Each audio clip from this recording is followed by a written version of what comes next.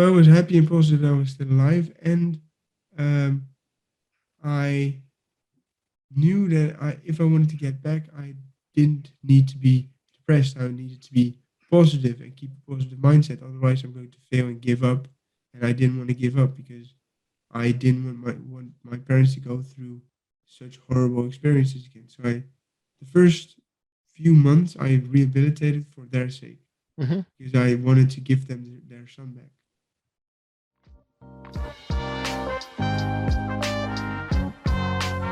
Welcome to the Audacious Living Podcast, hosted by my man, Audley Stevenson, the Odd Man. He'll unpack wisdom and insights from a cross-section of top quality performers in business, media, sports, entertainment, and lifestyle to uncover key elements to help you live your best audacious life ever. So without further ado, here is the Odd Man. Greetings and salutations, folks. It's Audley Stevenson back for another edition of hands down the most audacious podcast the internet has to offer. This is the Audacious Living Podcast, and I appreciate you for being here with us as we continue our ongoing goal of helping our listeners live their best audacious lives ever. As always, I encourage you to connect with us on our social media channels, Facebook, Instagram, and Twitter. You can find us under the handle The Audacious Pod, or if you head over to YouTube and you hit that bell down below, ding, ding, ding, that way you can stay connected to all good things audacious related by subscribing to the channel. Now, one of the things I absolutely love about doing this podcast is the fact that I'm able to connect with so many outstanding and amazing individuals who've got such tremendous and impactful stories to share.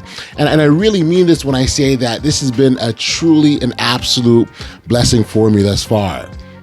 Now, I say all that to set the stage for today's guest. He's a young man by the name of Kaj Smit, who hails from the Netherlands, and he has an incredible story of perseverance and determination to share. You see, it was 2 months ago, right after his 18th birthday, back in May of 2021, Kaj Smit suffered a brain hemorrhage. He was rushed to the hospital immediately, where his parents were told that he'd have a 5% chance to survive through the night, and if he did, he'd have a 95% chance of being in a vegetative state for the rest of his life. 1 year later, Kai is walking, driving, riding his bike, and doing all the things the doctor said he would never be able to do again. And he attributes that to his will to keep fighting and keeping a positive attitude. That really is a key to him, and he did this continuously. It helped in his recovery all the way through his treatment till he's here today. Like I said, it's a tremendous story of overcoming obstacles, adversity, and challenges, and I'm so glad that Kai reached out and made this happen. So without any further ado, here's my conversation with Kai Smit. Enjoy. Greetings, Kai. Thank you for joining me today here on the Audacious Living Podcast. It's a pleasure to chat with you and make some time. So thanks for being here. Thank you for having me. Yes, it's really awesome. Listen, I just appreciate connecting with people and hearing stories and individual journeys, because really, I think there's so much to be gained and so much to be learned through the experiences of others, and perhaps someone else's challenge, adversity, pitfall could be, and how they got through that could be exactly what someone else needs to hear. So I really appreciate you here to share and talk about your experiences. Perhaps let's start off with sort of where your story begins. Obviously, I know you battled brain hemorrhages and had to go through that journey, that battle. I wonder if you could sort of start off maybe sort of what your life was like prior to, and then, what happened for you. Okay, so prior to the brain hemorrhages, I was studying for my high school exams because I was studying to get into university, and I worked out 4 to 6 times a week, ate healthy, didn't drink, didn't smoke, didn't use drugs. Right. So, and I was young, so 18. I lived the perfect life, so healthy lifestyle, and was young, and still I got the brain hemorrhages. Mm-hmm. which baffles every doctor I ever tell them. I can imagine. Yeah. And I can certainly see from your perspective, you're going like, I'm doing all the right things. I'm living right. I'm eating right. I'm treating my body right. Yeah. But these things that happen, and I think within that, there's an important message in terms of, there are times when things are going to happen to you, and we have no control over that, right? It's just like live your life, like live every day like it's your last, because it's can be. Yes. So when did you first experience, or when did it first talk about you first started to experience these brain hemorrhages? So I experienced them both at the same time. So I don't have any underlying medical condition which causes brain hemorrhages. It was just Okay. spontaneous, because 1 in 3 brain hemorrhages is spontaneous. Okay. Just out of nowhere, no medical background, no blood vessels that are weak, no high blood pressure, nothing. I had nothing. Right. So when it first started, I had a huge headache in my left temple, Okay. because that was where one of the blood vessels burst. Mm-hmm. And I thought, okay, I have a headache. Well, yeah, I'm studying from 8 a.m. until 8 p.m. Right. That's normal. Well, I'm overexerting my body. So I thought, well, I'm going to work out, get my mind off of things, and continue. That didn't go as planned, because when I was halfway through my workout, I started to lose vision in my right eye. So I couldn't see stuff in my right field of Right. vision. And that's when I knew, okay, I have a huge headache that's killing, Yeah. and I'm starting to lose vision in my right eye. This is not right. Right. I went inside. I told my parents, who were fortunately they were both home. Mm-hmm. And I told them, okay, Mom, you stand to the right of me, I can't see you. Stand to the left of me, I can see you. Mm. I have a huge headache, it's killing. So fortunately, my neighbor is a doctor. So Okay. they called him over, and he ran some tests. Unfortunately, he didn't find anything, because Gotcha. the tests you need to perform in order to find out if someone has a brain hemorrhage are first, do you have a tingling sensation in your limbs? Mm-hmm. So tingling. Yep. Do you have speaking disorder? So is your impaired, speech impaired? Mm-hmm. And do you have motor dysfunction? So Right. are limbs shutting off? Are you Right. move your left arm, left leg, right leg, and so on? I didn't have any of those. Okay. So the only thing I had was lost vision in my right eye and a huge headache. So what do you think he said I had? He said, "Is a severe headache of some sort, or what would he?" Migraine. Migraine. Yeah. He said, yeah. So take an aspirin. He said, take an aspirin, go upstairs, lie in bed, go to sleep. It will go over. If I would have done that, I would have been dead. Hmm. So, have you ever had a fever that's so hot that you just want to lay in a cold bath or lay on the ground or something? Right. Right. So that's what I was experiencing, because my head was, well, your brain is the perfect fit for your head. There's no extra room. So when a blood vessel bursts and 2 inches worth of blood is pouring into your skull, Yes. a few millimeters, a few quarters of an inch can even kill you. Or in the metric system, a few Right. millimeters can kill you. Right. But I had 1 inch, 2 inches, 2 inches. Wow. That's huge. Yes. So I was laying on the ground because I was sweating. I was sweating a lot. I had fever symptoms. I was having a huge headache. And at that moment, everything suddenly went black for me. Mm. When in real time, I had an epileptic attack. And the emergency services were called, rushed over, and I was in the hospital for 1 month. Okay. And I can't remember 2 months. Wow. So the brain hemorrhage took place on the 12th of May. Mm-hmm. So the 12th of July is when I can't remember. Wow. Wow. So it took away. And so during that time in the hospital, what are you experiencing? Is is it pain or what's that? Do you remember what was happening for you at that time? Nothing. Suddenly, it suddenly went black. I woke up. I couldn't move, couldn't speak, and was in a strange place with people I didn't know. Wow. That must have been Surreal. a scary feeling. Yeah. It felt like a dream, like Wow. going to sleep and waking up in a dream and not being able to do anything. So that's what I thought the first 6 weeks, that this was all a dream. Mm-hmm. Have you ever seen the movie Inception? Yes. Yeah. Okay. So Yes. the wife of Leonardo DiCaprio still thinks she's in a dream. Mm. She's reality. And do you know the solution she chooses? I'm trying to recall now. Suicide. Right. Tries to Right. suicide. Commit suicide. Yes. To escape the dream, she wants it. To escape the dream. Yeah. So that was my solution as well. So the first thing I asked my mother when I could speak again was, "Mom, can you get me a gun? Because I don't want to continue anymore. I don't want to wake up." Kai, to get to that point where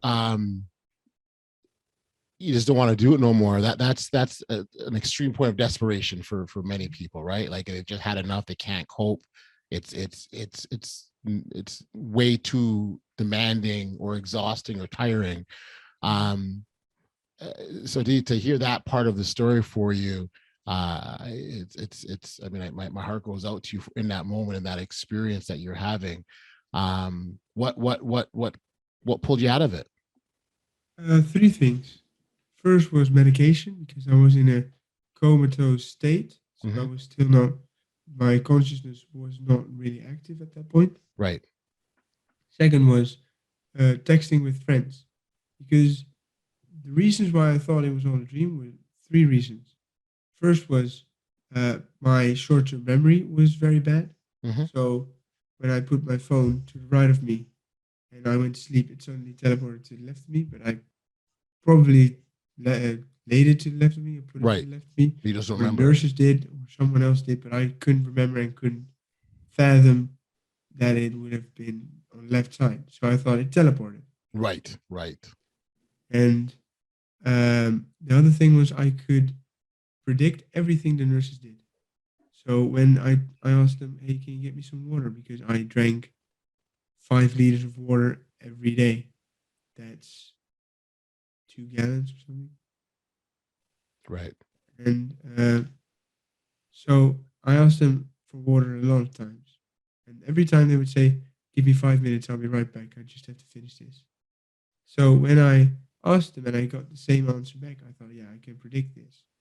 That was the same with the therapists, nurses, doctors, everything. I could predict everything because it was also standard and all. What do you call it? Procedure? Procedure, that's what. Yes. It's a procedure. And so, well, it's a procedure. It's a standard procedure. And I figured out the procedure so I could predict everything they did. Got you. But when I could text my friends again, I asked them, "Hey guys, how are you doing?" I expected an answer back like, "Hey Kai, how are you doing?" The answer I got back was, "Holy shit, Kai, aren't you dead? How are you still alive? Where are you? What happened to you? Can you do anything? Can you move stuff?" Right. So I couldn't predict that. So that's something I knew. Okay, this is real. The third reason was a friend of the family came by. He had a stroke at the age of 14 in Canada. Oh, wow. When he was on vacation, and he was transported back to the Netherlands. And he said, when I came back to the Netherlands, because he thought this was all a dream as well, when he arrived back into the Netherlands, he knew, okay, this has to be real, because I'm back in my familiar situation. Right. Familiar surroundings. So I was in a familiar surrounding, but I knew this was real when I switched rehabilitation centers, because the one I was in the first 6 weeks, was a broad rehabilitation center for born with brain damage, not born with brain damage, muscle disorders, everything. And the rehabilitation center I went to specialized in not born with brain damage by young people. With young people. Wow. That's well. Look, I'm happy that you were able to find that internal strength to get past that situation at that moment. So take us through. So you're in the hospital for 6 weeks, you said? For a month. For 4, okay. 4 weeks. And 4 weeks, okay. So so after you came out, you went home? So what was that like? Now that transition? I didn't go home. Oh, okay.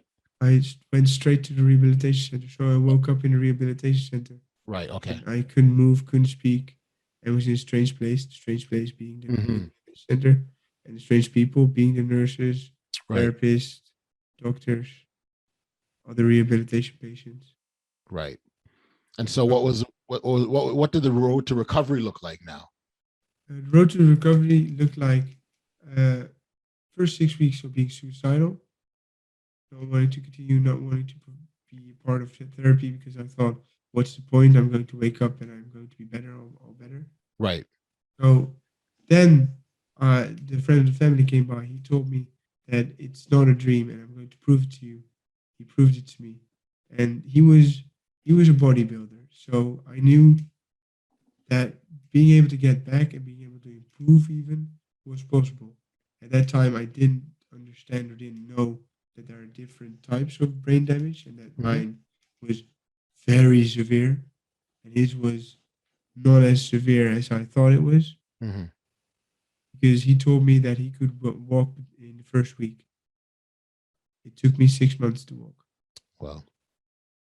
So, but that he told me that after I'd asked him, because I just assumed that he'd taken 8 months or something to be able to walk again. Right. Then he told me, no, I could walk in the first week.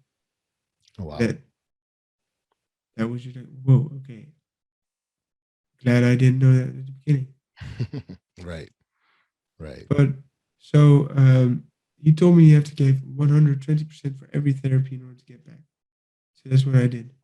Right. I went with a smile towards everything during every therapy. I was laughing, cracking jokes, everything, even though I couldn't move anything. So my therapist who came to my bed was like, "Why is this kid so positive? He's cracking jokes. He can't move anything. He could barely speak. Why is he laughing?" And I don't know either. It was just that I knew I was in the right place with the right people who could definitely help me. And I knew it wasn't a dream, and I loved life. So I didn't want to die. I wanted to escape the situation.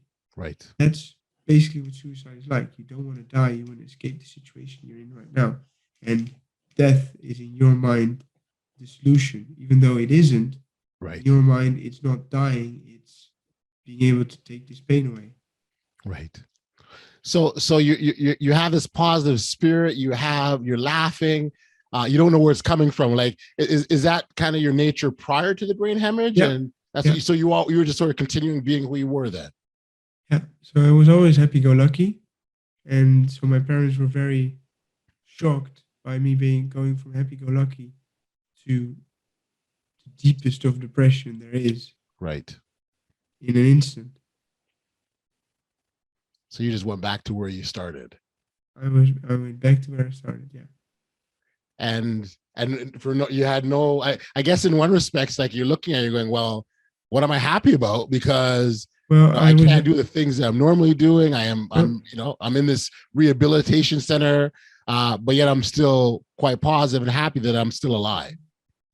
Well, I was happy and positive that I was still alive, and I knew that if I wanted to get back, I didn't need to be depressed. I needed to be positive and keep a positive mindset. Otherwise, I'm going to fail and give up. And I didn't want to give up because I didn't want my parents to go through such horrible experiences again. So the first few months, I rehabilitated for their sake because I wanted to give them their son back. Got you. No, I get it. So it took you 6 months to. Is it? So you said it took you 6 months to walk. Is that to fully recover or just to walk? And then, like, when did the other things come back to you, or how long did those take? My full rehabilitation took 11 months. Oh wow! Okay. That was actually pretty fast because the rehabilitation doctor told me this week when I was done rehabilitating and my promotion is coming up. which is being promoted from rehabilitation patient back to the normal life. Right. And he told me, yeah, when you were in the hospital, I saw your scans and I looked at you and I thought, and the other doctors thought as well, this kid is never going to be able to do anything anymore. Wow. His brain damage is so severe. It's even a miracle that he's still alive. So they had already given up on me when I didn't even try yet. I can see why. I can see why they think it's a miracle, considering how severe your situation was. How much was your attitude? Like you said, you had a positive attitude. You're laughing. How much of that do you think contributed to your recovery? All of it. Yeah. All of it. Because I learned 3 lessons, 2 of which gave me some positivity. One was no one knows how high someone can fly. So that's with doctors who've studied numerous years for their specific field of expertise. They don't know jack shit about the brain. The brain is a mystery. They even tell that we don't know anything about it. It's still a mystery to us. So they make assumptions based on previous cases, but yes, I proved them all wrong. And the other thing is, don't look at the end goal, look at where you started. That way you can see the improvements you've made. Yes. And I was positive in my second rehabilitation center because my parents asked me, do you want to see the pictures of you in the ICU? I said, yeah, go ahead. It can be shocking. So I looked at them and I saw a different person. I didn't know who it was. But then I realized, okay, so that was where I started. Yes. Look at where I'm now. I'm able to speak again. At that point, I was battling for my life. And so I didn't look at the end goal, look at being able to fully recover. I looked at where I started. And that way I could see the improvement. And you know, Kai, sorry to interrupt you there, but I think it's really important when you talk about that goal, you know, not looking at the end goal, because if you start the beginning of a long journey, you can go, oh my gosh, it's such a far way to go. There's so much I have to overcome. I'll never be able to do it. As opposed to that, taking one foot and putting step in front of each other and moving forward. And when you look up, all of a sudden, you're halfway there and you didn't even know. So it motivates you, right? Yeah, it motivated me immensely. Yes. Because, being able to move my arm again was one of my biggest goals. Right. Being able to walk again was my biggest, but then move my arm was my second biggest. And I couldn't move my arm 1 inch. But then eventually, after a few weeks, I could move it 2 inches. Right. And I thought, wait, I couldn't do this 2 weeks ago. So right. That was what kept me positive. So don't look at the end goal, look at where you started. Every other motivational guide says differently. They say don't look back, look ahead. Yes. But I say look back, don't look ahead. Because if you only look ahead, it's so unreachable that you try to give up because, well, it's not possible. But if you look at where you started, so look back. That's what keeps you positive. Nice. No, you're right. It keeps you positive. What was the third thing that you learned? Dividing up your goals. Ah. So if I were to tell you, you get $12 million, swim to Cuba, would you do it? You can take as long as you want. Sure. Okay, you would dare to do it, but do you think you would be able to make it?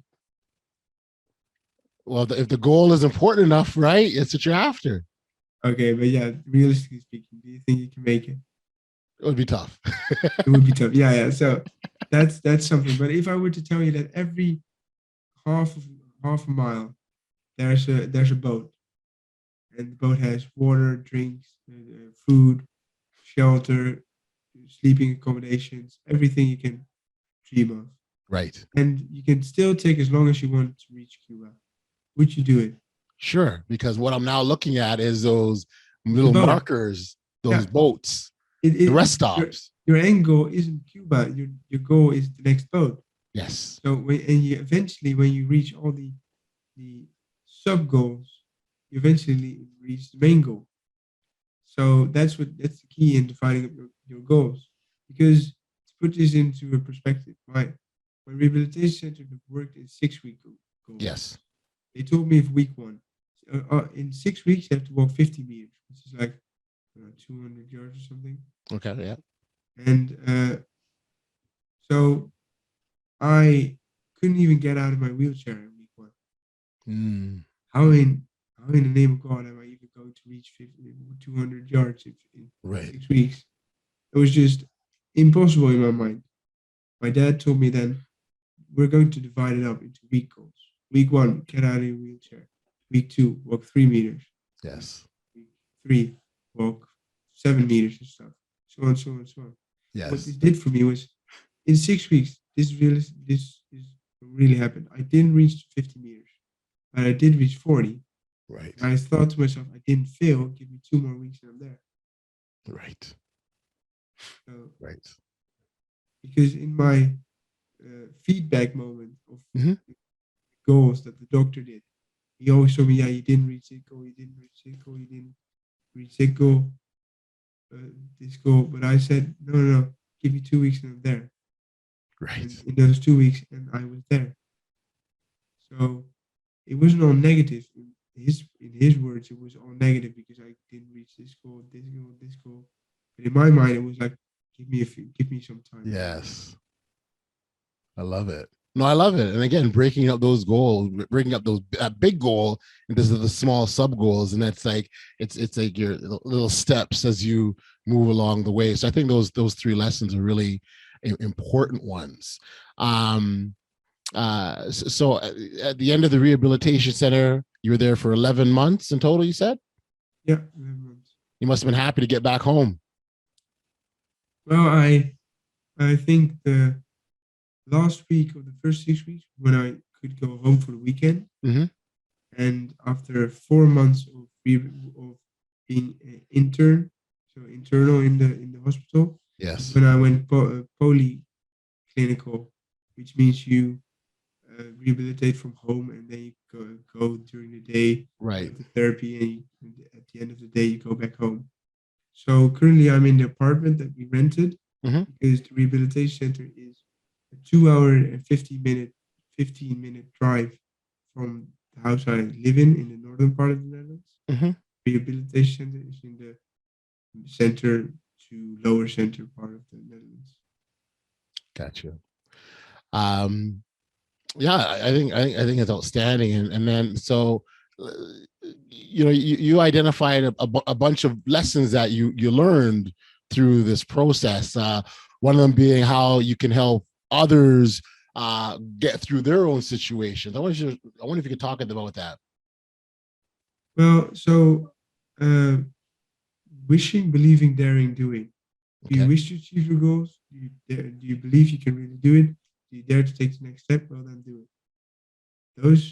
That's my method. That's the method I use in order to reach my end goals. I teach those to the other rehabilitation patients. I teach them the lessons I just mentioned. Yes. And I try to give them a positive view. And in the cases that it caught on, I saw immense improvements in them. Wow. So how long did it take you to sort of realize that you had something to teach others? Did it come to you kind of right away, or when did you know that you can help other lives? Well, I rehabilitated for 6 months without much improvement. Well, my parents say I made staggering improvements. Yes. My therapist told me that my left arm wasn't going to work anymore. Right. Because I made so little improvements. So I believed the therapist, and they said I didn't make much improvements. Right. Until they found out what was wrong with me. So do you know the Parkinson's disease? No. Parkinson's disease, no? Oh, Parkinson's. Sorry, I thought Parkinson's. Yes, yeah. Parkinson's disease absolutely is another debilitating where it sort of robs people's memories or lives. They sort of because of a dopamine shortage. And I've got Parkinsonism, which means you have the symptoms of Parkinson's disease, but you don't have the Parkinson's disease. Gotcha. And what that means is I rehabilitated for 6 months with a very stiff body, because dopamine is the translator between your muscles and your brain. Right. Your muscles speak German and your brain speaks English. Right. So, or your muscles speak Dutch. Right. I'm going to ask you now how many percentages I want from you. Kan je mij 20% geven? How many percentages did I ask for? No clue, Kai. You tell me. Well, my brain thinks it's 100. So they give me 100%. I asked for 20. Got you. So my brain gives me 100 when I actually want 20. So I'm overstimulating my muscles completely, which makes them stiff. Right. And the translator, aka the dopamine between the two, the dopamine, aka the translator, that said that translates the message from my muscles saying ik wil 20% means I want 20%. Right. So they tell my brain, no, the muscles don't want 100, they want 20.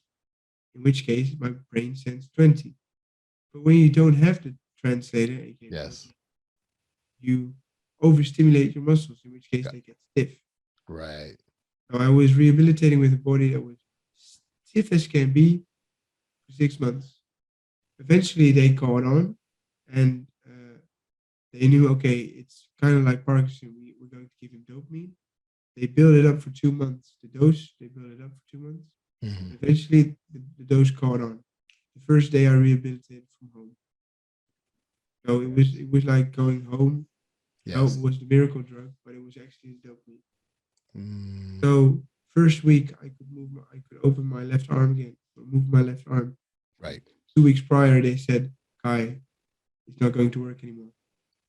The second week I could talk normally because I was very monotone and very quiet. Right. Third week I could walk again. All because of the dopamine. But now you're probably thinking it's a miracle drug and you should give it to everyone. That's not the case because I see it like it's a dam. That's my metaphor. And I was filling the dam with water with a bucket for 6 months. Okay.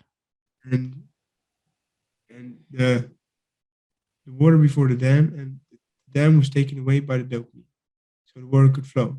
Yes. If I was given the dopamine when I first awoke, there was no water in front of the dam, so the water couldn't flow. Right. What have without the dam is that water keeps flowing, and the river just needs to get stronger every time they fill it with a bucket. Yes. They see improvements, but I didn't see improvements at all. Wow. Not seeing improvements, I can see that it gets a bit discouraging. Like you're working on hard and you want to see improvement. How do you not let that sort of beat you down? Well, because I made very small improvements in my mind. Like, right. How long did you think it took me to walk 10 meters, which is, I don't know, 5 yards or something? How long? Well, 5 feet or something. 5 feet. 8 months. No, how long did you think it took me to walk those 10 meters? So in time, like. Sorry. I mean, an hour. Well, it's. I'm 6 feet. Yeah. I'm 100. I'm 1 meter 80. So 10 meters is, I don't know, 50 feet or something. 50 feet. It took me 10 minutes. 10 minutes. Okay. Wow. That was insanely slow. Well, right. I figured so. I mean, I overshot it by saying an hour, but I mean, I figured it was a slow process, basically. It was very slow. And every doctor I asked, they say, I don't know, 2 minutes, 3 minutes. 10. They look at me like I'm crazy. How do you even take 10 minutes to walk?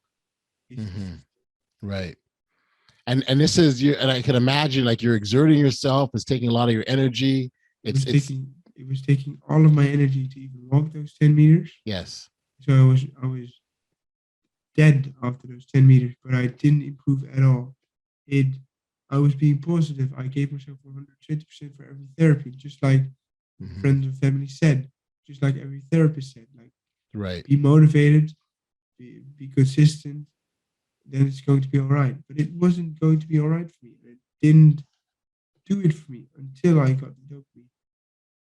But what I realized now is that because I was consistent and persistent and motivated, the pathways in my brain that were broken, the dirt roads got transformed into highways because I was using them so much, but the dam was in the way. When the dam was taken out, it could flow, so the traffic could run. Right. Yeah, removing that barrier is important, and it's interesting because that barrier, it could represent so much things in our lives, Everything. like fear as an example. That could be a barrier for people overcoming fear, right? And yeah, so one of my fears was being sent to a nursing home. Okay. Because, well, insurance companies need to make money as well, and when they don't see improvements, or they see stagnate, they say, well, he's not improving anymore. Let's stop the funding. He's going to a nursing home. But I was 18, fully aware of what was happening around me. Yes. Mentally, I was A-okay. And then the fear and the realization of being sent to a nursing home was what kept me up at night. Mm-hmm.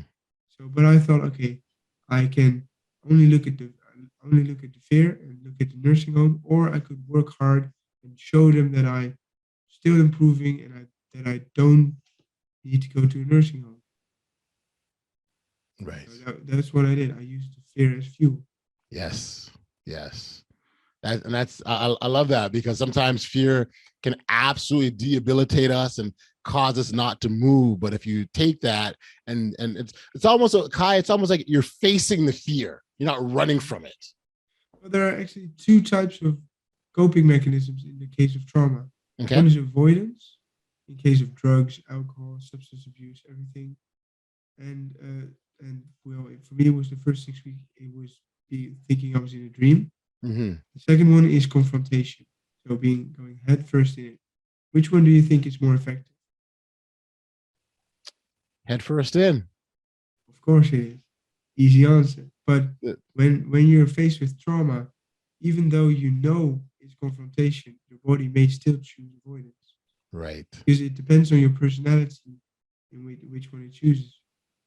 And if you change your personality in non-avoiding stuff but going head first in it, you may even be able to change the outcome of the option you choose.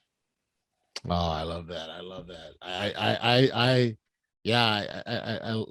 It's the perspective, and when we adjust our mindset and change our perspective on things, Kai, I think we can accomplish anything that we put our minds to and figure out a way. I've always been a big believer in figuring out that pathway, figuring out where you want to be, right? But to quote Jim Quick, your mind is like a supercomputer, and your self-talk is the way it programs itself. So if you tell yourself you can't remember names, the next person you're going to meet, you can't remember their name. Right. If you tell yourself you can remember names, look at what happens. You can remember the name.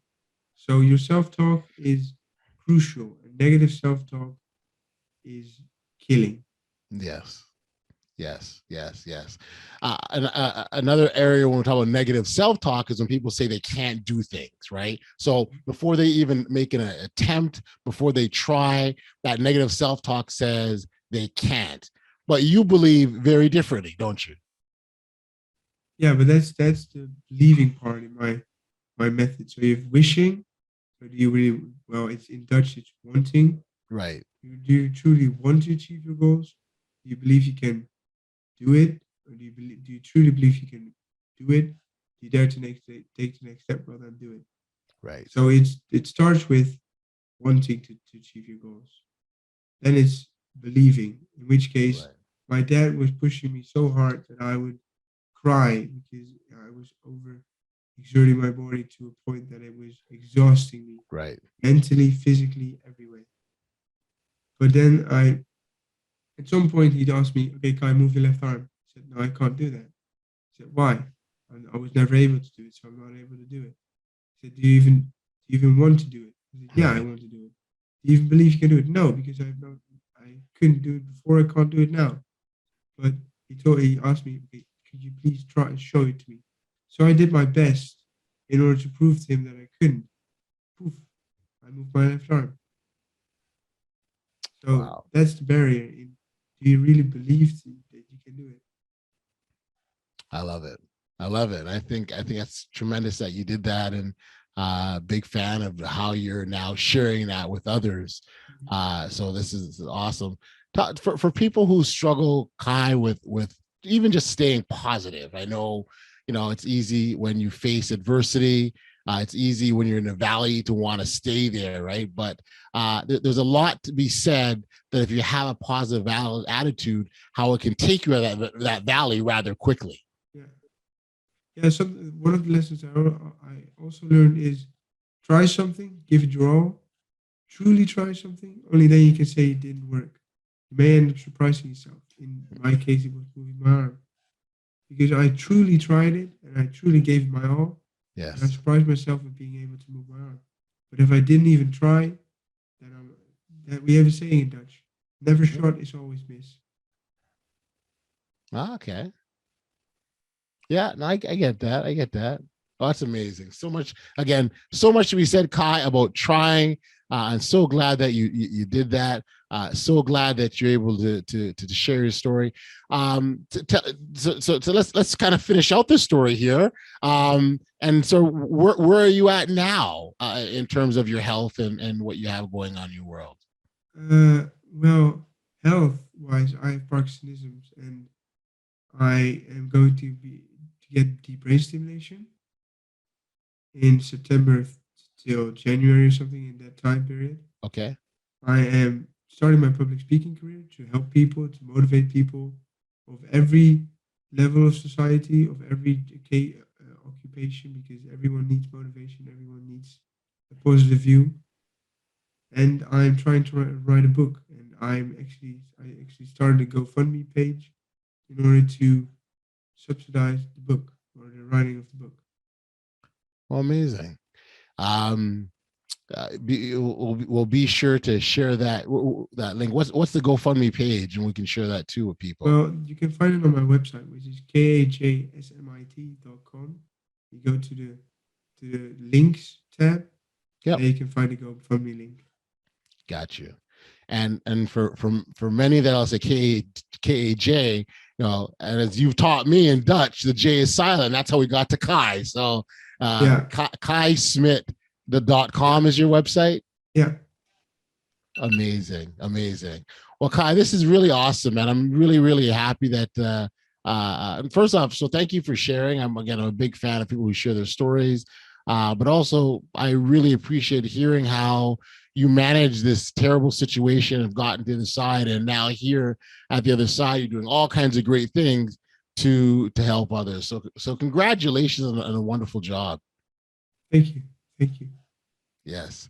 So on that note, I want to thank you for joining me here on the Audacious Living Podcast, Kai. It was absolutely a pleasure, and I wish you continued success moving forward. Thank you for having me. Awesome. Back we are here on the podcast. I really appreciate you, Kai, for being here and sharing your awesome story. That story of tremendous perseverance, overcoming obstacles. Really is fascinating, and I appreciate you for being here. Congrats, really. When you look at how you did it, the positive attitude, and maintain that where you're going and that goal you're working towards. You truly are an inspiration to so many. I encourage you to continue to share your story because there's so much value in it. When I think back to my conversation with Kai, he really left us with a ton of great points. But if there's just one thing that I would take from my chat with him, it would be this. When situations arise, we can either see the glass as half empty or half full. Having a positive mental attitude is one of the best ways you can help yourself and help improve your life drastically. Looking at the positive side of things is a particularly important skill to master, especially when we know that our pathway isn't always going to be filled with sunshine and roses. Looking at the brighter side of things keeps us feeling happy and healthy, but it also strengthens and equips us to tackle whatever thing that comes our way. We know it's not going to be easy, so we take the positive side approach, recognizing that what's happening to us is happening only for that moment, and there's a brighter skies ahead. We will be able to live that audacious life that we're all after. Hey, listen, if you haven't registered for email notifications of the podcast, please know that you can do so simply by heading over to bestaudaciouslife.com. All you've got to do is enter in your email address and you'll be immediately connected to all good things Audacious related. we've sadly reached the end of another episode of the podcast. And as always, I got to send out a big shout out and thanks to our Audacious listeners, our lovers of audaciousness. You are a big part of this, and I thank you for helping to keep this train moving. Appreciate your love, support, the energy. It's all again, it's so appreciated. So thank you, and we'll keep this thing going. Until next time, stay safe, be kind, show love to one another, and be audacious. You've been listening to the Audacious Living Podcast, hosted by Audley Stevenson. If you enjoyed what you heard, be sure to like, subscribe, and share. Until next time, be audacious.